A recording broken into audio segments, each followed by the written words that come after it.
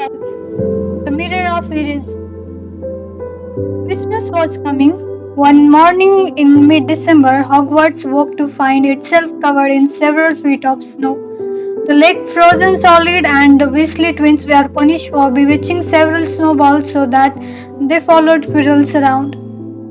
Bouncing off the back of his turban, the few owls that managed to battle their way through the stormy sky to deliver mail had to be nursed back to health by Hagrid before they could fly again. No one could wait for the holidays to start, while the Gryffindor's common room and the Great Hall had roaring fires. The drafty corridor had become icy, and a bitter wind rattled the window in the classrooms. Worst of all were Professor Snape's class down in the Duggons, where their breath rose in the midst before they kept as close as possible to their hot cauldron. I feel so bad, said Draco Malfoy on Potion class, for all those people who have to stay at Hogwarts for Christmas because they are not wanted at home. He was looking over at Harry as he spoke. Crab and Goyle chuckled. Harry, who was measuring out powder spin of lionfish, ignored them. Malfoy had been even more unpleasant than usual since the Quidditch match. Discussed that the Slytherin had lost. He had tried to get everyone laughing at how a wide-mouthed tree frog would be replacing Harry as Seeker next. Then he had realized that nobody found this funny because they were all so impressed at the way Harry had managed to stay on his bucking broomstick. So Malfoy, jealous and angry, had gone back to taunting Harry about having no proper family. It was true that Harry wasn't going back to private drive for Christmas. Professor McGonagall had come around the week before, making a list of students who would be staying for the holidays, and Harry had signed up at once. He didn't feel sorry for himself at all. This would probably be the best Christmas he had ever had. Ron and his family were staying too because Mr. and Mrs. Weasley were going to Romania to visit Charlie. When they left the Divan at the end of Potion, they found a large fire tree blocking the corridor ahead. Two enormous feet sticking out at the bottom and a loud puffing sound told them that Hagrid was behind it. Hi Hagrid, want any help? Ron asked, his head through the branches. Nah, alright, thank you Ron. Would you mind moving out of the way? Tom Malfoy's cold drawl from behind them. Are you trying to earn some extra money, Weasley? Hoping to be gamekeeper yourself when you leave Hogwarts, I suppose? I heard of Hagrid's must seem like a place compared to what your family used to. Ron divided at Malfoy just as Snape's come up here. Weasley, Ron, let go of the front of Malfoy's robe. He was provoked, Professor Snape, said Hagrid, sticking his huge hairy face out of from behind the tree. Malfoy was insulting his family, be that as it may, fighting as against Hogwarts rule. Hagrid, said Snape silkily, 5 points from Gryffindor, Weasley, and be grateful it isn't more. Move along, all of you. Malfoy, Crabbe, and Goyle pushed roughly past the tree, scattering needle everywhere and sprinkling. I'll get him, said Ron, grinding his teeth at Malfoy back. One of these days, I'll get him. I hate them both, said Harry, Malfoy, and Snape. Come on, cheer up. It's nearly Christmas, said Hagrid. Tell you what, come to me. See, the Great Hall looks a treat. So the three of them followed Hagrid and his tree off to the Great Hall where Professor McGonagall and Professor Flitwick were busy with the Christmas decoration. Oh, Hagrid, the last tree. Put it in the far corner, would you? The hall looked spectacular, first festoons of holly and mistletoe hung all around the walls, and no less than 12 towering Christmas trees stood around the room, some sparkling with tiny icicles, some glittering with hundreds of candles. How many days you got left until your holiday? Hagrid asked. Just one, said Hermione. That reminds me, Harry, Ron, we have got half an hour before lunch. We should be in the library. Oh yeah, you're right, said Ron, tearing his eyes away from Professor Flitwick, who had golden bubble blossoming out of his wand and was trailing them over the branches of a new tree. The library, said Hagrid, rolling them out of the hall just before the holidays. In, aren't you? Oh, we are not working, Harry told him brightly. Ever since you mentioned Nicholas Flamel, we have been trying to find out who he is. You what? Hagrid looked shocked. Listen here. I have told you drop it. It's nothing to do you what that dog's guarding. We just want to know who Nicholas Flamel is. That's all, said Hermione. Unless you had like to tell us and save us trouble, Harry added. We must have been through hundreds of books already and can't find him anyway. Just give us a hint. I know you have read his name somewhere. I'm saying nothing and Hagrid flatly. Just have to find out for ourselves then, said Ron. And they left Hagrid looking disgusted and hurried off the library. They had indeed been searching books for Flamel's name ever since Hagrid had let it slip, because how else were they going to find out what Snape was trying to steal? The trouble was, it was very hard to know where to begin, not knowing what Flamel might have done to get himself into a book. He wasn't in a great wizard of the 20th century of notable magical names of our times. He was missing two from important modern magical discoveries and a study of recent developments in wizardry.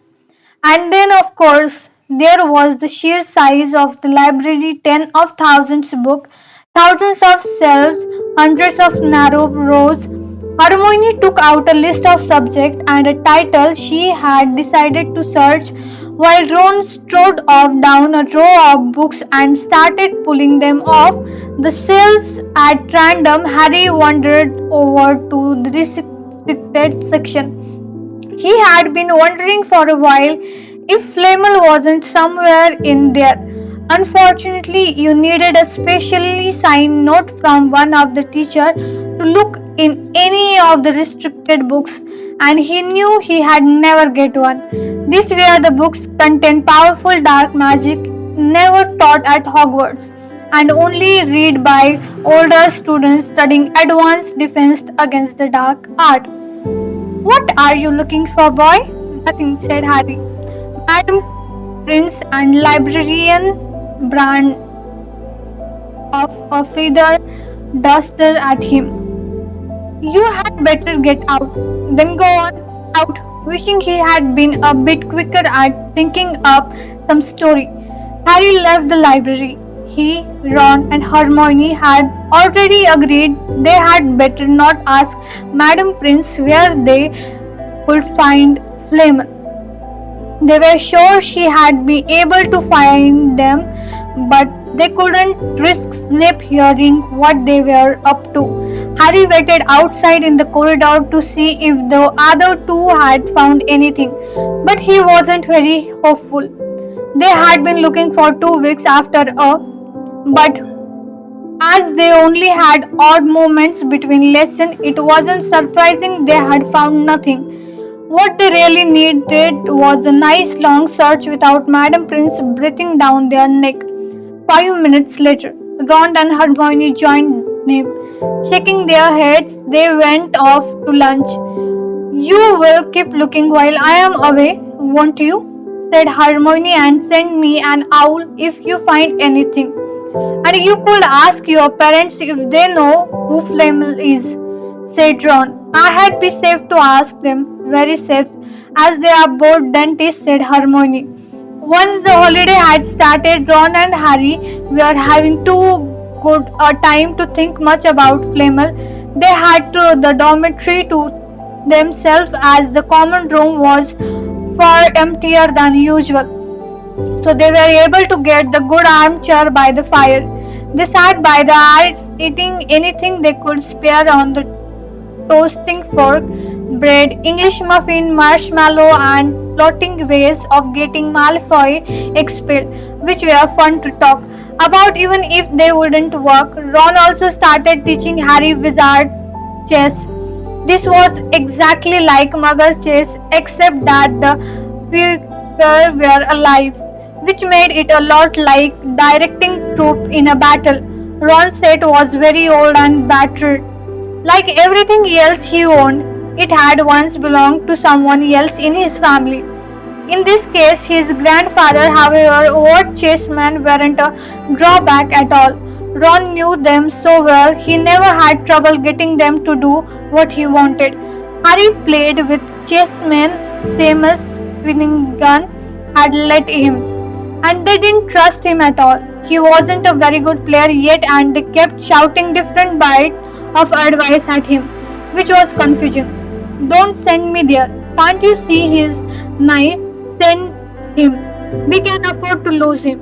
On Christmas Eve, Harry went to bed looking forward to next day for the food and the fun, but not expecting any present at all. When he woke up early in the morning, however, the first thing he saw was a small pile of package at the foot of his bed. Merry Christmas, said Ron sleepily as Harry scrambled out of bed and pulled on his bathrobe. You do, said Harry. Will you look at this? I have got some presents. What did you expect? Found it, said Ron, looking at his own was far bigger than Harry's. Harry picked up the top parcel. It was wrapped in thick brown paper and scrawled across it was to Harry from Hagrid. Inside was a roughly cut wooden plot. Hagrid had obviously whittled it himself. Harry blew it. Sounded a bit like an owl. A second, very small parcel contained a note. We receive your message and enclose your Christmas present from Uncle Vernon and Aunt Putania. Tapped to the note was 50 pence piece. That's friendly, said Harry. Ron was fascinated by the 50 pence. Weird, he said, mad a shape, this is money. You can keep it, said Harry, laughing at how pleased Ron was. Hagrid and my aunt and uncle, so who sent this?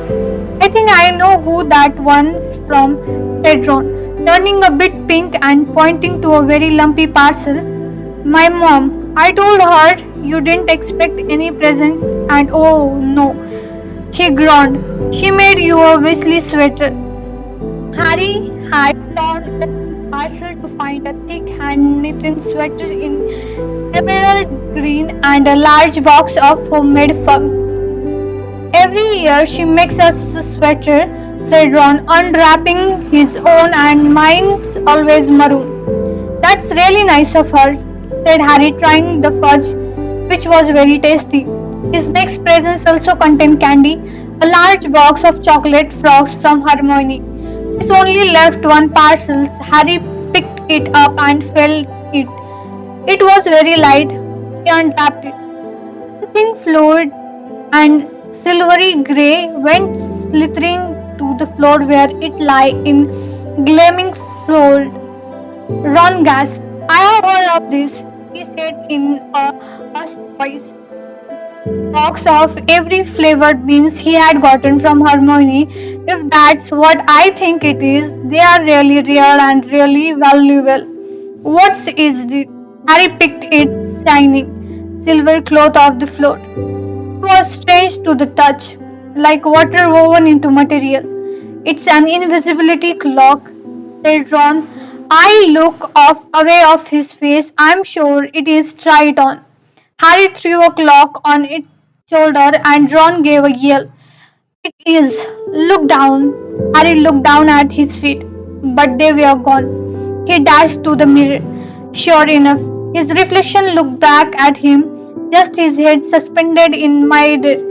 his body complete invisible. He pulled the clock over his head and his reaction vanished completely. There is a note, said Ron suddenly. A note fell out of it. Harry pulled off the clock and seized the letter. Written in a narrow loopy writing he had never seen before were the following words: Your father left this in my possession before he died. It is time it was written to you. Use it well. A very Merry Christmas to you. There was no signature. Harry stared at the note. Ron was admiring the clock. I had given anything for one of these, he said. Anything, what's the matter? Nothing, said Harry. He felt very strange. Who had sent the clock? Had it really once belonged to his father? Before he could say or think anything else, the dormitory door was flung open and Fred and George Weasley bounded in. Harry stuffed the clock quickly out of sight. He didn't feel like sharing it with anyone else yet. Merry Christmas. Hey look, Harry's got a Weasley sweater too. Fred and George were wearing blue sweaters, one with a large yellow F on it, the other a G. Harry's better than ours, though, said Fred, holding up Harry's sweater. She obviously make more of an effort if you are not family. Why aren't you wearing yours, Ron? George demanded. Come on, get it on. They are lovely and warm. I hate maroon. Ron moaned half-heartedly as he pulled it over his head. You haven't got a letter on yours, George observed. I suppose she thinks you don't forget your name, but you are not stupid. You know, we are called great and fraud. What's all this is noise? Percy Weasley stuck his head through the door. Looking disapproved, he had clearly gotten halfway through unwrapping his present as he too carried a lumpy sweater over his arm which Fred sized. P for perfect. Get it on, Percy. Come on, we are all wearing ours. Even Harry got one. I don't say one, said Percy quickly, as Twin forced the sweater over his head, knocking his glasses. Asked, and you're not sitting with the perfect today, either, said George. Christmas is a time for family.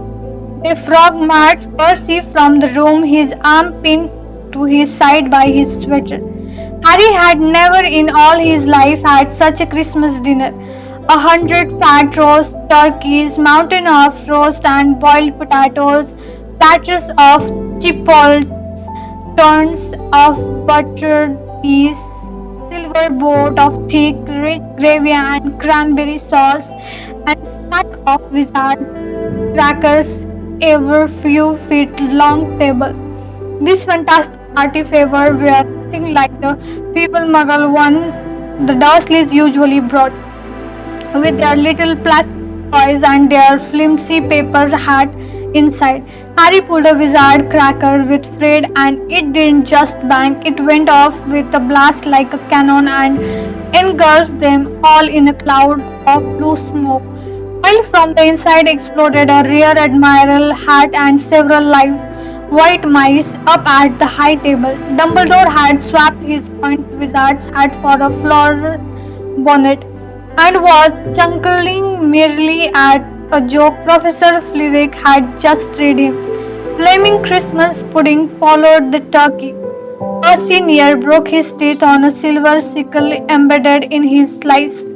Harry watched Hagrid getting redder and redder in the face as he called for more wine, finally kissing Professor McGonagall on the cheek, who, to Harry's amazement, giggled and blushed, her top hat lopsided.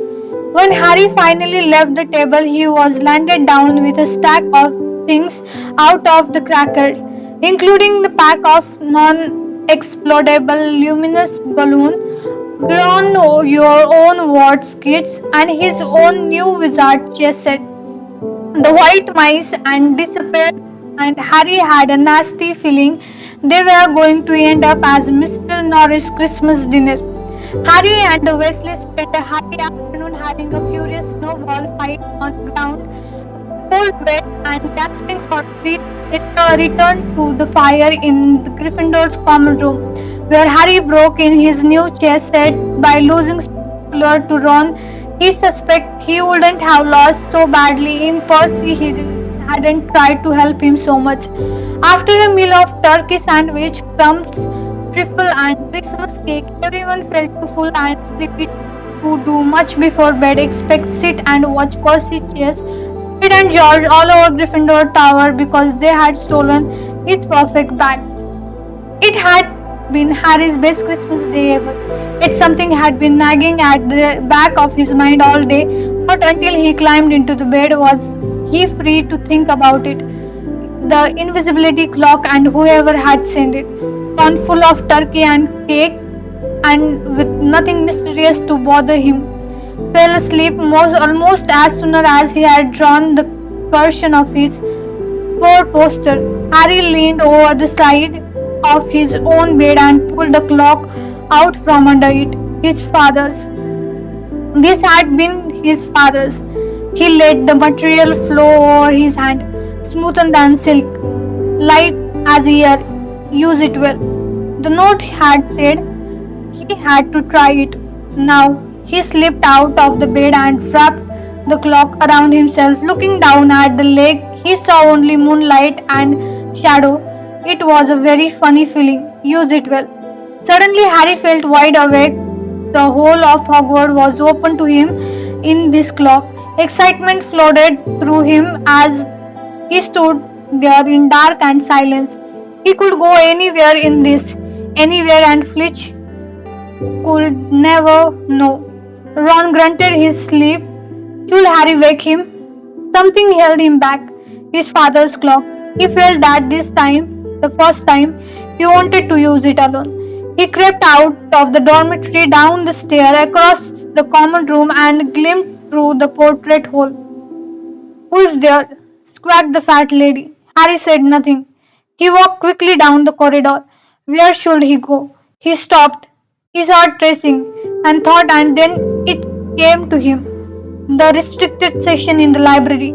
He had been able to read as long as he liked, as long as he took to find out who Flamel was.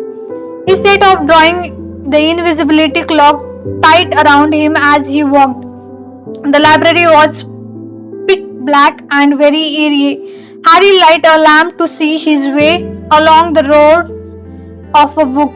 The lamp looked as if it was floating along in midair, and even though Harry could feel his arm supporting it, the slide gave him the creeps.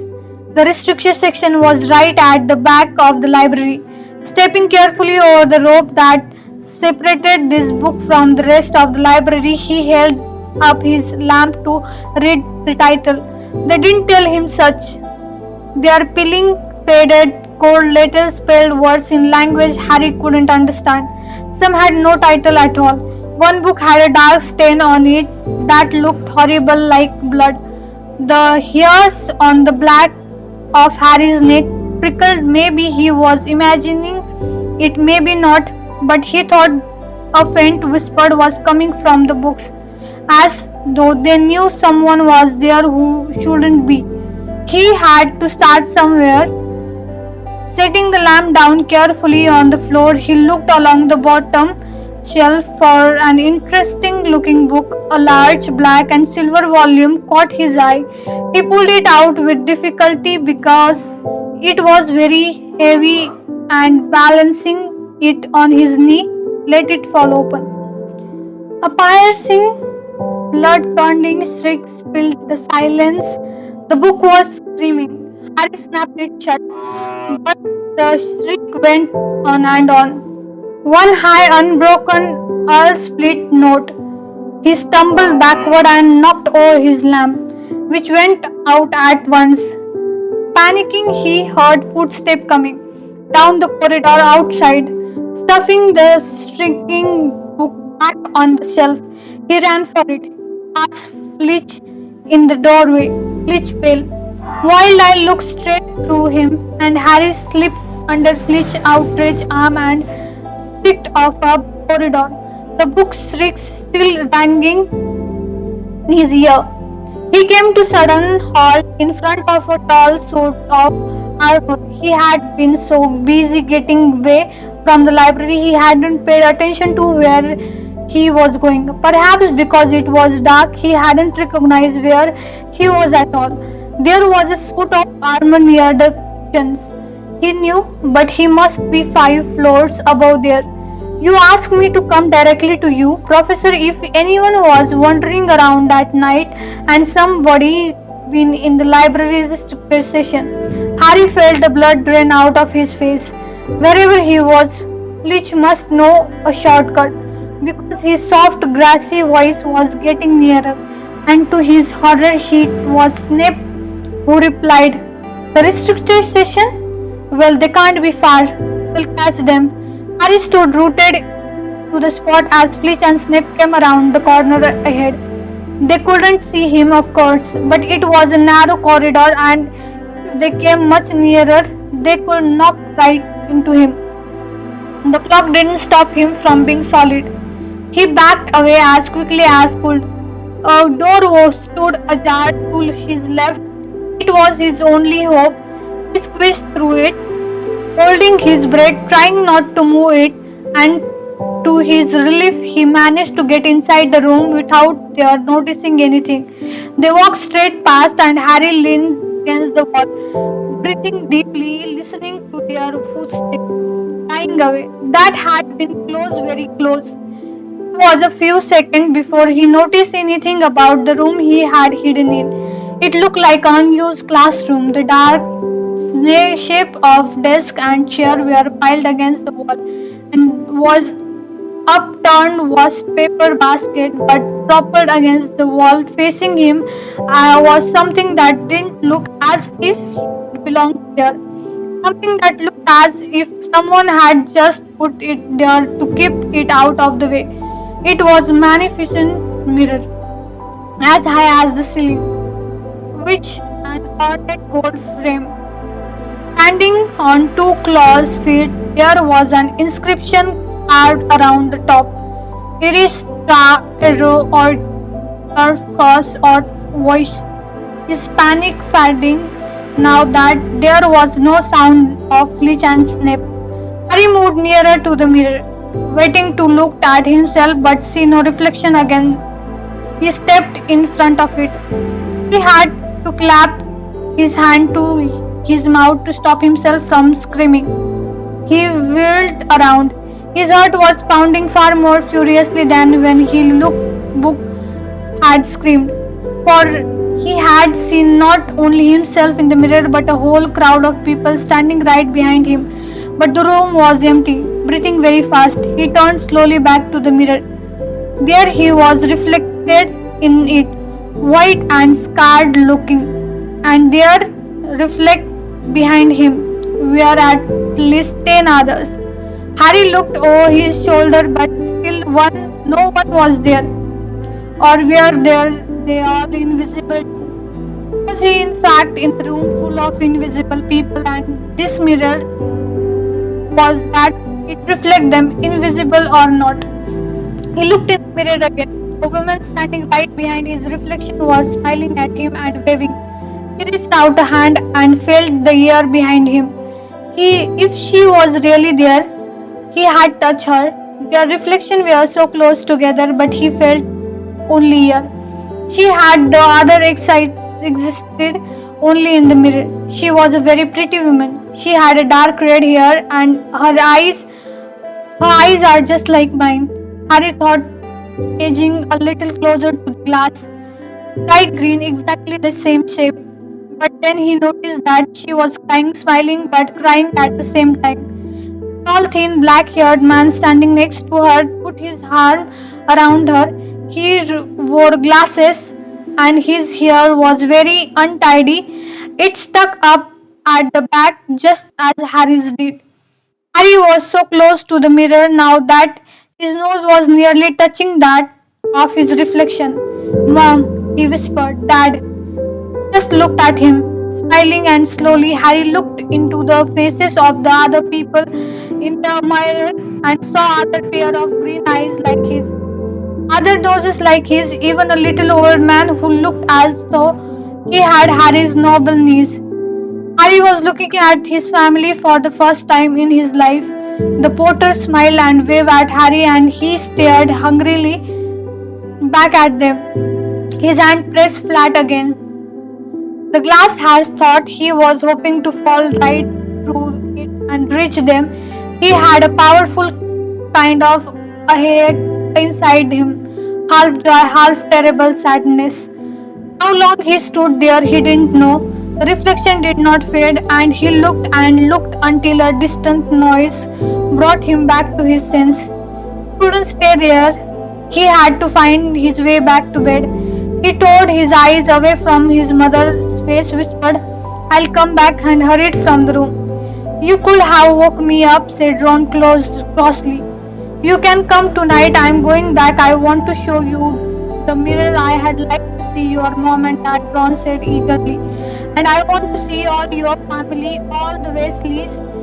You'll be able to show me your other brothers and everyone. You can see them all any odd time," said Ron. "Just come around my house this summer anyway. Maybe it only showed dead people. Shame about not finding Flamel. Go have some bacon or something." They weren't you eating anything. Harry couldn't eat. He had seen his parents and would be seeing them again tonight. He had almost forgotten about Flamel. It seemed very important anymore. Who cared what the deer-headed dog was guarding? What did it matter if Snape stole it really? "Are you all right?" said Ron. "You looked odd." What Harry feared almost was that he might not be able to find the mirror room again, with Ron covered in the clock too. They had to walk much more slowly. The next night, they tried recreating Harry's route from the library, wandering around the dark passageway for nearly an hour. "I'm freezing," said Ron. "Let's forget it and go back." "No," Harry hissed. "I know it's here somewhere." They passed the ghost of tall witch gliding in the opposite direction, but saw no one else. Just as Ron started mourning that his fists were dead cold, Harry spotted the suit of armor. "It's here, just here, yes." They pushed the door open. Harry dropped the cloak from around his shoulder and ran to the mirror. There they were. His mother and father beamed at the sight of him. "See," Harry whispered. "I can't see anything. Look. Look at them all. They are all lots of them. I can only see you in it properly. Go on, stand where I am." Harry stepped aside, but with Ron in front of the mirror. He couldn't see his family anymore, just Ron in his paisley pajama. Ron, though, was staring fixing at his image. "Look at me," he said. "Can you see all your family standing around you?" "No. I am alone, but I am different. I look older, and I am head boy." "What?" "I am. I am wearing a badge like Bill used to, and I am holding the house cup and the Quidditch cup. I am Quidditch captain too." Ron turned his eyes away from his splendid light of look excited at Harry. "Do you think this mirror show the future?" "How can it? All my family are dead. Let me have another look." "You had it to yourself all last night. Give me a bit of more time." "You're only holding the Quidditch cup. What's interesting about that?" "I want to see my parents." "Don't push me." A sudden noise outside in the corridor put an end to this discussion. They hadn't realized how loud they had been talking. "Quick!" Ron threw the cloak back over them as the luminous eye of Mr. Norris came round the door. Ron and Harry stood quite still, both thinking the same thing. Did the clock work on Cat? After that seemed an age, she turned and left. "This isn't safe. She might have gone for Flitch. I bet she heard us. Come on." And Ron pulled Harry out of the room. The snow still hadn't melted the next morning. "Want to play chess, Harry?" said Ron. "No." "Why don't we go down and visit Hagrid?" "No, you go." "I know what you are thinking about, Harry. That mirror. Don't go back tonight." "Why not?" "I'm doing. I have just got a bad feeling about it. And anyway, you have had too many close shaves already. Bleach, Snape, Mr. Norris, and wandering around. So what if they can't see you?" What if they walk into you? What if you knock something over? You should like harmony. I'm serious. Harry, don't go. But Harry only had one thought in his head, which was to get back in the front of mirror, and Ron wasn't going to stop him. The third night, he found his way more quickly than before. He was walking so fast he knew he was making more noise than was wise. But he didn't meet anyone. And there were his mother and father smiling at him again, and one of his grandfather nodding happily. Harry snagged down to sit on the floor in front of the mirror. There was nothing to stop him from staying here all night with his family. Nothing all expect. So back again, Harry. Harry felt as though his inside had turned twice. He looked behind him. Sitting on one of the desks by the wall was none other than Albus Dumbledore. Harry must have walked straight past him, so desperate to get to the mirror he hadn't noticed him. I didn't see you, sir. Strange how near sight being invisible can make you, said Dumbledore, and Harry was relieved to see that he was smiling. So said Dumbledore, slipping off the desk to sit on the floor with Harry. You like hundreds before you have discovered the delight of the mirror of Irish. I don't know it was called that, sir, but I expect you'll realize by now what it does. It showed me my family, and it showed your friends Ron himself and as a head boy. How did you know? I don't need a clock to become invisible, said Dumbledore gently. Now, can you think what the mirror of Iris showed us all? Harry shook his head. Let me explain. The happiest man on the earth would be able to use the mirror of Iris like a normal mirror. That is, he would look into the and see himself exactly as he is. Does that help? Harry thought then, he said slowly, it shows us what we want. Whatever we want. Yes and no, said Dumbledore quickly. It shows us nothing more or less than the deepest, most desperate desire of our heart. You who have never known your family see them standing around you. Ronald Weasley, who was always been overshadowed by his brother, see himself standing alone. The best of all of them, however, this mirror will give us neither knowledge or truth.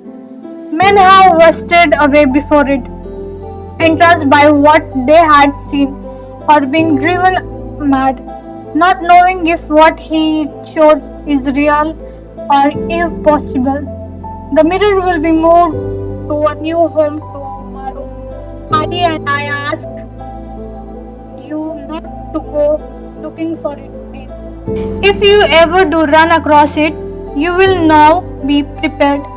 It does not do to dwell on dreams and forget to live. Remember that. Now, why don't you put that admirable clock back on and get off to bed? Harry stood up. Sir Professor Dumbledore, can I ask you something? Obviously. You have just done so, Dumbledore smiled. You may ask me one more thing, however. What do you see when you look in the mirror? I see myself holding a pair of thick woolen socks. Harry stared. One can never have enough socks, said Dumbledore. Another Christmas has come and gone, and I didn't get a single pair. People will insist on giving me books. It was only when he was back in the bed that it struck Harry, and Dumbledore might not have been quite truthful, but then he thought as he sawed Scrabble off his pillow, it had been quite a personal question. That's it for today. Thank you so much. Stay tuned for next chapter. See ya. Bye bye.